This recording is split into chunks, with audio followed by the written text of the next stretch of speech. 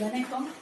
இது நம்ம கிச்சனில் நம்ம இன்னைக்கு என்ன பண்ண போறோம்னா முட்டைக்கோசு கூட்டு பண்ண போறோம்.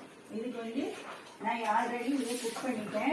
முட்டைக்கோசு, தக்காளி பழம், பயத்தம்பழம் எடுத்து கூட பிடிச்சி முட்டைக்கோசு 1/4 கிலோ எடுத்துக்கோங்க. ஒரு 2 தக்காளியை பொடியாக நறுக்கி போடுங்க.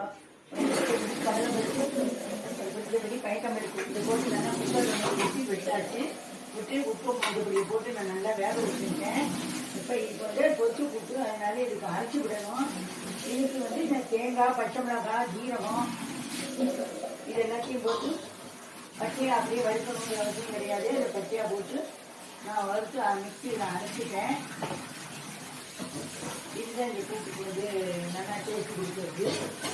நீங்கள் பயத்தம்பருப்பு போயிலாம் தோரம்பருப்பு கூட போடலாம். ஆனால் மோஸ்ட்லி பயத்தம்பருப்பு தான் இதுக்கு போடுவா.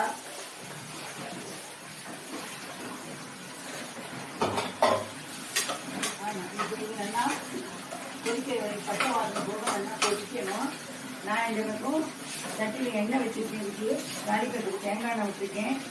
கடுகு போட்டுக்கிறேன். இதுக்கு தேங்காய் கடுகு 2 முட்டை வச்சு மறுபடியும் 2 ஜீரகம் போட்டுக்கணும்.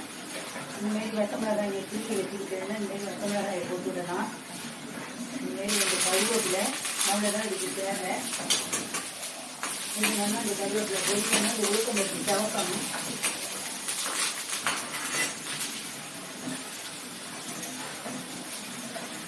இந்த முட்டை பொறுத்தது பல விதங்களையும் பண்ணலாம். ஆனால் இன்னைக்கு நான் சிம்பிள் மெத்தடில் தான் பண்ணுறேன். சிம்பிள் தான், ஆனால் நல்லா டேஸ்டியாக இருக்கும்.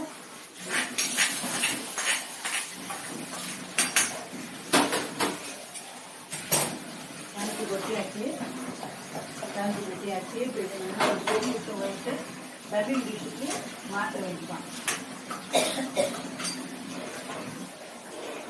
இப்போ இது நல்லா பொடி வருது. இது நம்ம சர்விங் டிஷ்ஷுக்கு மாற்றிடுவோம்.